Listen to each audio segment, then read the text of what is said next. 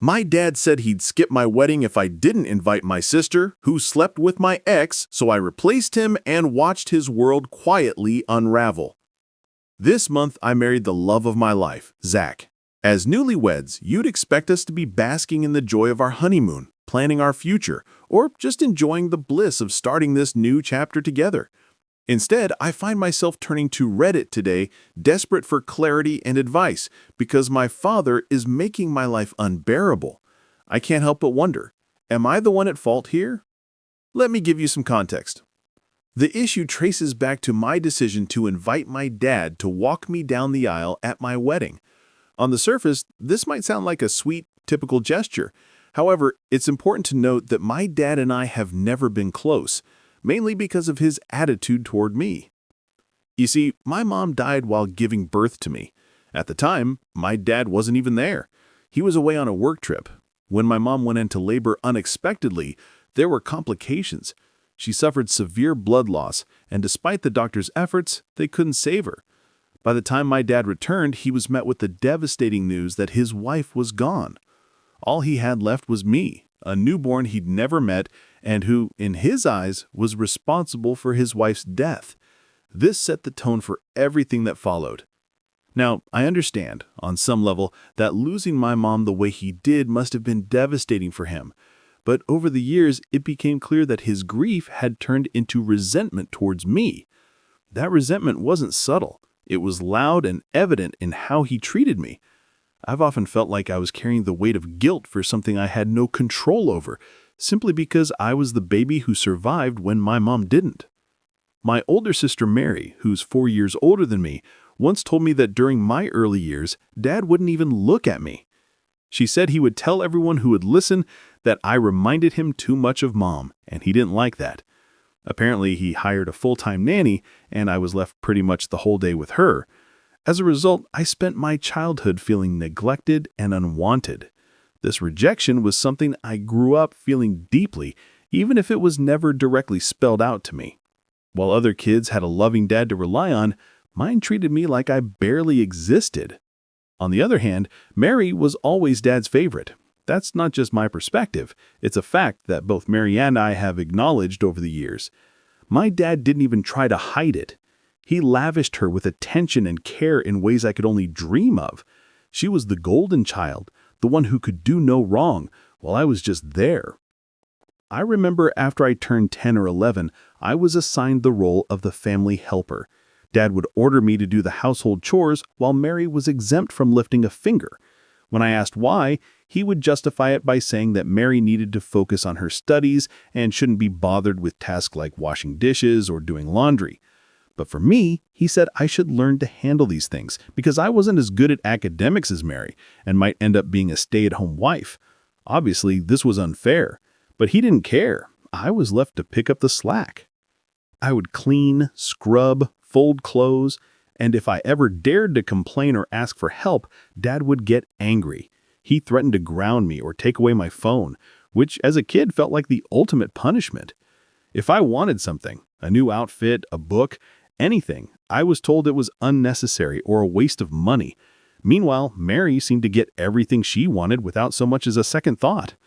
If I was stranded somewhere and called him to pick me up, he would flat out refuse and tell me to figure it out on my own. Even that meant walking home alone. But if Mary needed a ride, whether it was 5 minutes away or an hour, Dad would drop everything to be there for her. There were no questions, no excuses, just unwavering dedication for her. The unfairness was maddening. Over time, Mary also started leveraging Dad's bias to make my life even harder.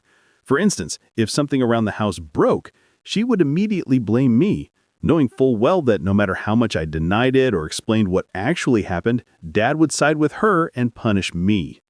Mary would use my love for arts and crafts as a way to belittle me.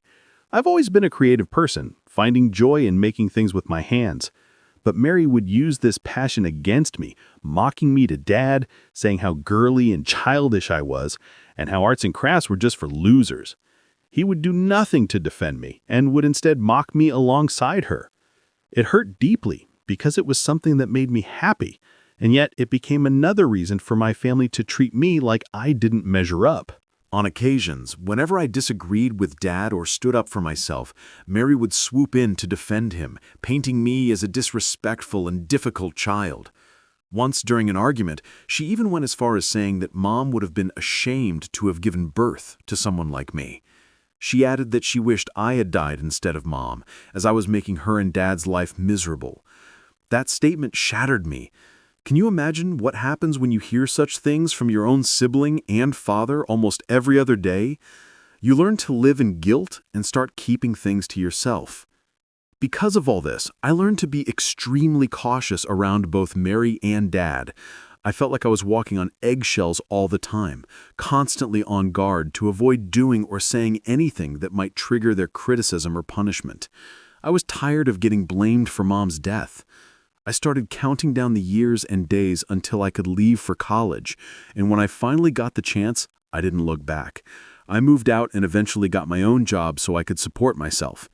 It felt like I finally had a taste of freedom, the ability to live life on my own terms without my dad and sister's constant shadow hanging over me. After I moved out, things with Dad improved slightly, not because we became closer, but because we didn't see each other often anymore. The physical distance made it easier to avoid fights or tense encounters. Meanwhile, Mary, who never pursued a steady job, stayed with Dad rent-free.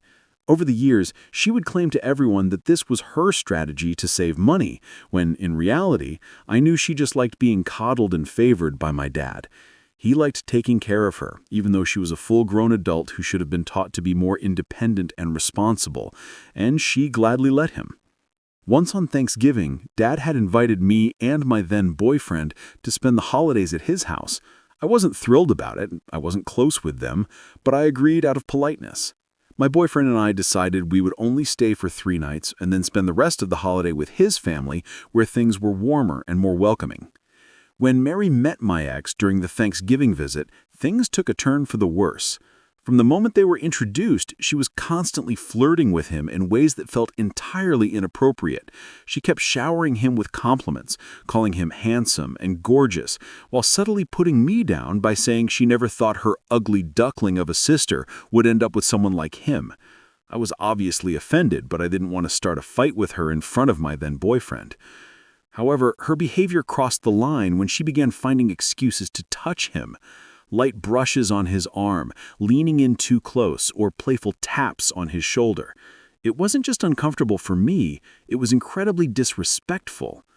This is when I tried to handle the situation maturely. I pulled her aside and politely asked her to tone it down, explaining that her actions might be making him uncomfortable. But Mary, true to form, brushed me off, saying I was overreacting and that I should stop bringing the evening down with my jealousy. She dismissed my concerns as if they were trivial, even laughing at me. After dinner, Dad went upstairs to his room, leaving me, Mary, and my ex to watch a movie together in the living room. What should have been a cozy, relaxing evening quickly turned into another uncomfortable situation. Throughout the movie, Mary kept finding reasons to play fight with my ex like a child, nudging him, teasing him, and leaning into his personal space. What made it even worse was that my ex seemed to be enjoying all the attention. While I wouldn't say he was openly reciprocating her flirtation, he certainly wasn't discouraging it either. Seeing them both, I felt completely sidelined, like I was a third wheel to my own boyfriend and sister. It was humiliating. At some point during the movie, I couldn't take it anymore. I was tired emotionally and physically, and the weight of feeling disrespected in my family's home was too much. I excused myself and went upstairs to get some sleep, leaving them alone to finish the movie. I thought my boyfriend would eventually join me in my room, but he never did. The next morning, I woke up early and the house was eerily quiet. Something felt off immediately, especially since I noticed that my then-boyfriend hadn't slept beside me throughout the night. Concerned and a little suspicious, I decided to go downstairs to check on him, thinking maybe he'd fallen asleep on the couch while watching the movie, but he wasn't there. A pit began to form in my stomach as I thought about where else he could be. Against my better judgment, I walked towards Mary's room, my heart pounding. I opened the door, and there they were, my worst fear playing out before my eyes. My ex and my sister were sleeping in bed together, half naked. On the floor beside them were 2 empty wine bottles and glasses. The sight made me feel sick to my core. My head spun with disbelief and anger as I realized that he had slept with my sister. Of all the people he could have cheated on me with, it was Mary, my sister, the one person who had already made my life miserable for as long as I could remember. I couldn't hold back my rage. I screamed, startling them awake. They both looked startled and panicked as I began angrily throwing pillows at them. My ex started stammering apologies, claiming over and over that it was a mistake and blaming the alcohol. He said they'd both been too drunk to know what they were doing, as if that was supposed to excuse their actions. His words only made me angrier. Drunkenness doesn't erase betrayal. What hurt even more was Mary's reaction. She never apologized. She didn't even seem embarrassed or regretful. Instead, she had the audacity to tell me to get out of her room so that she could get dressed. She yelled at me for invading her privacy as if I was the one in the wrong for catching them in the act. Her complete lack of remorse, her arrogance, and her attempt to turn the situation around on me left me speechless. When I told my dad what had happened, I expected at the very least that he would share in my outrage or offer some kind of support. Initially, he seemed just as shocked and appalled as I was. For a brief moment, I thought he might actually stand by me. But then his tone shifted, and he told me in no uncertain terms that while he didn't support Mary's actions, he wasn't going to interfere because Mary and my ex were both adults, so they were allowed to do whatever it was that they wanted. He acted as if my sister sleeping with my then-boyfriend was a mistake that could simply be swept under the rug rather than a monumental betrayal. What made it worse was how Dad tried to turn the blame back onto me. According to him, I should have been more careful about the kind of man I brought into the family. He said my ex had a loose character, so it was basically my fault for bringing him around Mary. It was as if he believed I should somehow have predicted my ex's betrayal, or worse, that I had knowingly set myself up for this heartbreak. His comments made me feel like I was losing my grip on reality. Mary was not an innocent bystander in this situation. She actively pursued my ex knowing full well how much it would hurt me. Yet my dad completely downplayed her role, almost absolving her of anything while piling the blame entirely on me. It was like he refused to hold Mary accountable for anything she did, no matter how blatantly cruel or selfish it was. Ultimately, I knew what I had to do. I broke up with my ex immediately. There was no coming back from what he had done, and I couldn't stay with someone who would betray me so deeply, especially with my own sister. As for Mary, I cut all ties with her after this. She never apologized or showed even a shred of remorse. Instead, she took the situation and turned it into something to brag about. She went around telling our cousins about how she stole my man in one night, and even boasted that he had apparently told her she was better in bed than me. It was vile and humiliating, and she said it all with pride, as if hurting me was some kind of twisted victory for her. My relationship with my dad also fractured. His refusal to hold Mary accountable and his decision to side with her, even indirectly, was the final straw. I went no contact with him. Dad would sometimes try to reach out to me to smooth things over, but I would refuse any communication. However, things then changed out of nowhere. Earlier this year, my dad had a major health scare.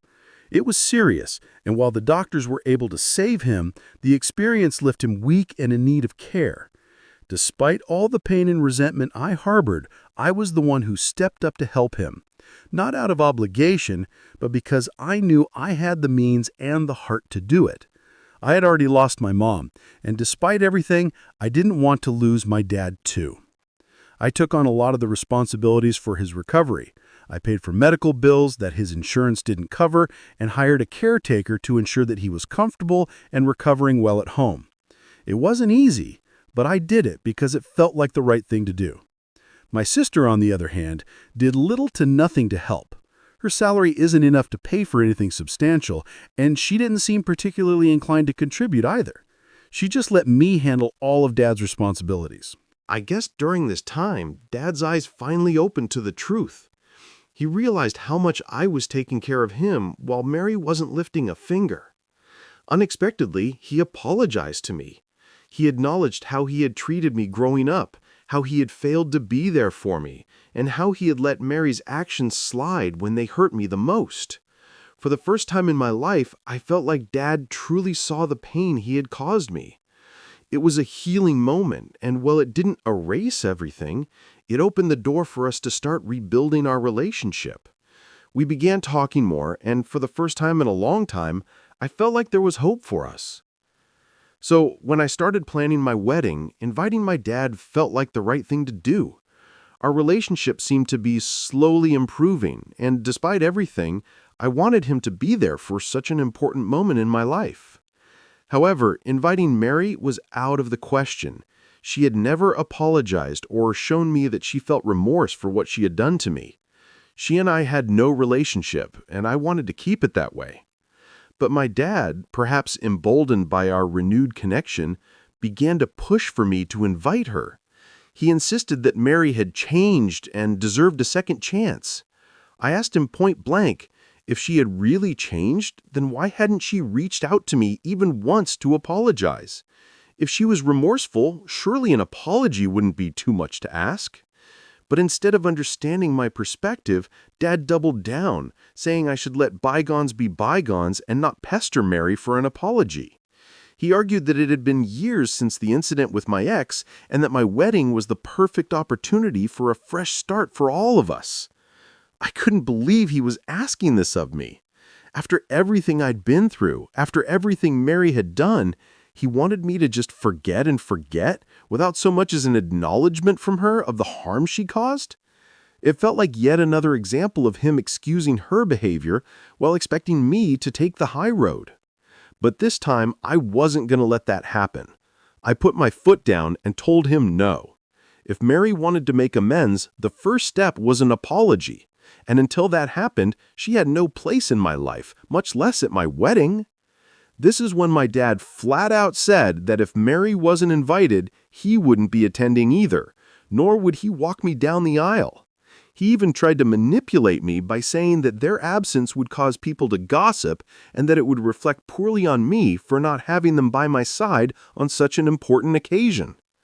I realized that this was yet another instance of him trying to control the situation and guilt-trip me into doing what he wanted. But I had made up my mind. I wasn't going to let him or anyone else manipulate me. So I disinvited him altogether. If he wasn't going to respect my boundaries, then he didn't deserve to be part of my special day. Instead, I turned to my paternal grandfather and asked him to walk me down the aisle. When I told Grandpa about the situation, he immediately agreed. He was honored to take on the role and didn't hesitate to express his disappointment in my dad's behavior. Grandpa, like many others in our family, knew about my dad's favoritism and how he blamed me for my mother's death all my life. He was deeply disappointed that even now, after everything, Dad hadn't changed. Anyway, my wedding day was beautiful. Grandpa walked me down the aisle with pride, and we had an amazing time celebrating with the people who truly cared about me and my happiness. It felt like the fresh start I'd always dreamed of, surrounded by love and support. But of course, my dad wasn't going to let things go so easily. After the wedding, when he found out what had happened, he threw a massive tantrum. He called me outraged and said he couldn't believe I'd gone through with the wedding without him. He admitted that he had fully expected me to back down and invite him back, and he was livid that I had asked Grandpa to take his place, insisting that Grandpa had no right to walk me down the aisle. What really seemed to push Dad over the edge, though, was the wedding gift I had received from Grandpa. You see, during the reception, Grandpa, who had been so supportive towards me throughout this entire process, made a surprising announcement. He said he was giving me his vacation house as a wedding gift, wanting me and my husband to make new memories there. This was completely unexpected, and I was overwhelmed with gratitude. Grandpa told me that he believed, out of Mary and me, it was me who truly appreciated the value of family and the memories that came with the house. He said he knew I would cherish it and take care of it just as he had. His gesture meant everything to me, but it has infuriated my dad. As Grandpa's only child, Dad had always assumed he would inherit everything, including the vacation house. Now that it has been gifted to me, Dad sees this as a betrayal on my part. Since the wedding, My dad and Mary have been relentlessly accusing me of stealing the vacation house from them. They insist that it's my dad's legal right to inherit it as Grandpa's only child and have been pressuring me to give it back to him. The accusations are as unfair as they are absurd. Mary, predictably, has been the loudest, egging Dad on and portraying me as some kind of opportunist who manipulated and took advantage of Grandpa's generosity. Is your sister married? No, my sister isn't married yet. She hates commitment and doesn't stay in long-term relationships with anyone. Why does your adult sister still stay with your dad? Well, it's because Mary is my dad's golden child, and he's her safety net. They have always had a codependent relationship, and it seems to work for them. Dad loves to spoil her endlessly. While I've worked hard to stand on my own, Mary continues to rely on my dad for everything. She neither has a steady job, nor does she have any savings. Why didn't your grandparents help you out earlier by standing up to your dad? They did. My grandparents have always been a part of my life and have tried to help me as much as they could. They did try to talk to my dad several times, but my dad never changed. At the end of the day, it wasn't their responsibility to raise me. It was my dad's. He should have stepped up, taking accountability, and being the parent I needed. I understand that he was grieving and that losing my mom was devastating for him, but that doesn't excuse his neglect or favoritism. As a child, all I felt was unloved and unwanted. Dad was the adult, the parent, and he should have been the one to rise above his grief and take care of me. Has your dad dated anyone after your mom passed away? No, my dad has remained single all these years. He still mourns the loss of my mom to this day. I don't think he ever truly healed from her passing. So today I met with Dad.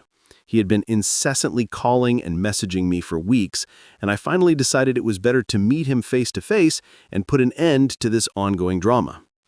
When we met, I firmly told him that I wasn't going to give the vacation house to him and that he needed to let go of the idea that he was entitled to inherit it. Grandpa had given it to me as a gift, and his decision was final. My dad, as expected, didn't take this well. He called me selfish and manipulative, accusing me of stealing something that rightfully belonged to him. He told me how I'd already taken so much from him over the years, and even now, I seem to have taken another thing from him. His words didn't surprise me, but they still stung. This is when I looked him in the eye and asked him directly, "Why do you hate me so much? What have I ever done to you?" My question seemed to catch him off guard. I could see Dad falter for a moment, but I pressed on. I told him that I've always known he blamed me for my mother's death, but was that the only reason for his hatred? I reminded him that I was just a baby when Mom died, so what did he expect me to do to save her? I was innocent, and if anyone should feel guilty, it was him, for not being there for her when she needed him the most. He should have been there for my mom rather than being away on a work trip. I told Dad that it wasn't fair for him to continuously project his guilt and grief onto me. It wasn't my fault, and it never had been. Yet he had spent my entire life punishing me for something that was beyond my control. I could feel the weight of my words hanging in the air. At first, my dad tried to avoid answering me directly, but I pressed on and told him that this was his chance to finally say whatever was on his mind once and for all. Just let it all out. This is when my dad finally admitted the truth. He told me that he never wanted a second child and that when Mom got pregnant with me, he was against it.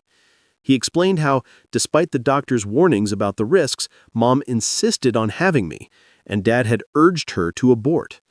Ultimately, it was her decision, and he couldn't do anything about it. So when she died giving birth to me, he blamed me for taking her away from him.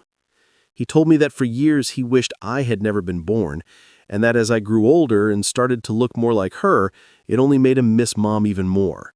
My heart broke as he spoke. Dad told me that only after I took care of him this year following his health scare did he realize that I was also more like Mom in other ways, especially in how caring and giving I am, just like she was. This is when he finally started to feel this overwhelming sense of guilt. And that is when he apologized to me. He told me he genuinely regretted the way he treated me, But he just couldn't help himself since my sister was easier than me. He admitted that Mary never reminded him of Mom. She was more like him and never made him confront his own pain. Then my dad told me how he had hoped my wedding could fix everything.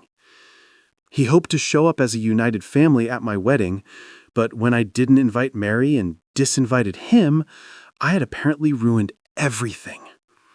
He said that asking Grandpa to walk me down the aisle was the biggest betrayal I could have ever done to him, and that I robbed him of the experience as a father. I couldn't believe what I was hearing. After everything he had put me through, he still had the audacity to point fingers at me.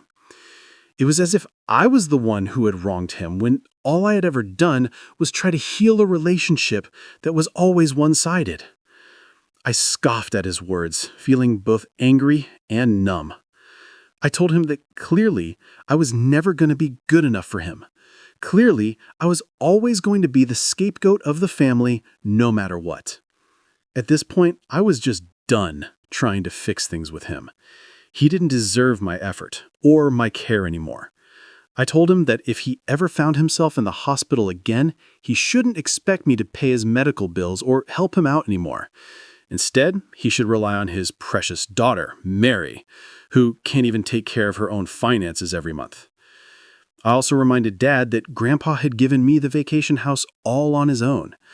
I told him if he had a problem with that, he could take it up with Grandpa, because I was done trying to explain myself or justify my actions. Dad tried to argue further, but I quickly left, as I was done listening to him. Since then, Dad has been calling me several times, but I haven't bothered even picking up. At this point, I'm just done with his toxic presence and want to concentrate on my marriage. Throughout all this, my husband, Zach, has been an amazing support. He understands my family's issues and supports me.